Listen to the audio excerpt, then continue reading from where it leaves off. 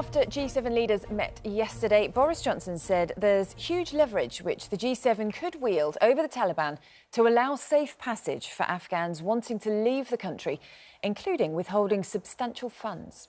But the Labour Party says the outcome of the summit was a failure for the Prime Minister. We're joined now by the Shadow Defence Secretary, John Healey. Good morning to you. Thank you for joining us on the programme. As sort of Shadow Defence Secretary, at what point in the last 18 months would you have wanted to start this evacuation process to make it better? And what could the government have done differently? Well, I said to ministers back in January they needed to work urgently with the Biden administration, the new president, to influence the withdrawal plan for Afghanistan so that it reflected the conditions on the ground and didn't lead to a return to it being a terrorist safe haven. I said in April, it was no use just opening the scheme to get Afghans who'd risked their lives to work with our troops, our diplomats and our aid workers. They needed to start getting them out then. My real concern now, of course, is the situation in Kabul, and we're deep into the 11th hour of this evacuation. Our troops are doing a really desperately difficult job, and they have, and the government has, our full Labour support to get this evacuation completed and as many people out safely as possible in the remaining hours. And what response did you get from your counterpart in government when you pushed for an earlier evacuation plan? A blank. And in truth, the government has been utterly unprepared for a US troop withdrawal they've known for 18 months was coming this year, and utterly unprepared for a Taliban takeover, which they expected, but not so quickly. What matters most now is that we get the British leadership that's been so lacking in recent months, and that we see not just the G7 finally starting to talk about Afghanistan, but we get the UN Security Council with a plan for refugees, with a spelling out the conditions for dealing with the Taliban to maintain the human rights and the progress that Afghanistan has seen over the last 20 years. And above all, we get a commitment from the richer countries, which the G7 failed to do yesterday, that they'll support the neighbouring countries, which have got to play a part in helping to give refugees who need to leave Afghanistan a way out after this airlift ends in the coming days. When you talk about the fact that we should have done more to influence the withdrawal plan with the US, though, isn't it the case that President Biden just seems to be making his decisions and he's sticking to those, whatever he believes is in the best interests of people in the US? He said back in June, didn't he, at the G7 then, that they would maintain enough security presence to ensure stability. And he said that crucial US enablers would remain in place. So isn't it the case, though, that we had assurances, or we thought we had reassurances, that haven't happened? How much do you think this has damaged the relationship and the trust that we have with the US because of what's happened?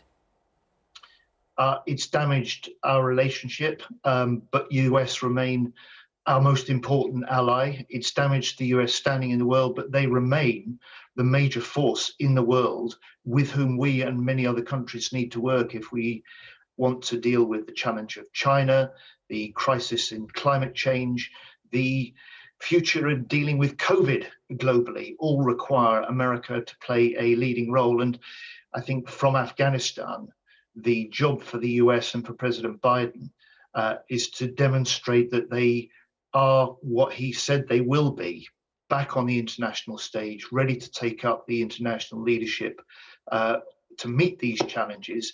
But clearly, Afghanistan is a serious setback. But I have to say, look, my thoughts today are with those who are still in Kabul. Our troops are doing a heroic job on the ground, but they will face the most agonizing decision in the coming hours to close the gates of that airport. And the brutal truth is that we, at the moment, have 1,800 Afghans who are eligible to come to Britain because they worked so closely with us over the 20 years in Afghanistan, who are at the moment maybe left behind. And there are thousands of others who need our refuge and help from other countries as well beyond the end of the airport lift. And would you be pushing for sanctions? Of course, we've heard about the EU and other funds being kept frozen until we see how the Taliban treat the Afghans once the Americans and the British leave. But where do you stand on further sanctions? Because that hasn't what didn't come out of the G7 yesterday. In fact, not a great deal did, of course, but sanctions certainly was not part of the outcome. No, the G7 fell well short of what's needed. Of course, there are $10 billion in Afghan government assets that are held in the West, mostly in America, but also by the Bank of England. There's got to be conditions on being ready to release those funds back to the Afghan government that is run by the Taliban. And those conditions have got to involve human rights monitoring, a very clear warning to the Taliban that we will hold them not just to their promises, but to international standards to protect human rights, that we try our best to hold on to the huge gains that our troops and the Afghan people have fought so hard to win over the last 2 decades. And it's true the Taliban now control Afghanistan, but the West, working together internationally, especially through the United Nations, still have some cards to play and some leverage. Yeah. And setting those standards that we expect the Taliban to meet, the international standards on human rights, and the sanctions that will follow are an important part of now of the leadership that's been making in Ben Wallace giving this clearance to Pen Farthing. I'm sure you've been following his case, the former Royal Marine Commando who's been trying to get his staff and the animals out. Over the last few days, there's been a lot of noise about it. Overnight, Ben Wallace has tweeted that he's given him and his staff all the clearance and all that they need in order to come to the airport and then find a slot to come over to the UK. That's got to be a good thing, hasn't it, that Ben Wallace has done? Although some are saying, actually, is it prioritising those who shout the loudest in a humanitarian crisis when there are others who are still in the queue, waiting, being crushed at the airport? Ben Wallace and the British troops on the ground have done absolutely all they can in the midst of this crisis since Kabul fell. And for me, people over pets is more important. But if he's made the decision to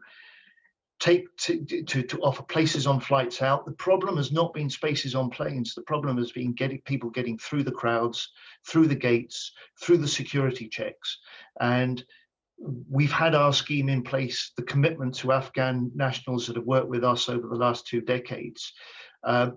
But on the ground, we've also rightly been very flexible to those who've been at most risk.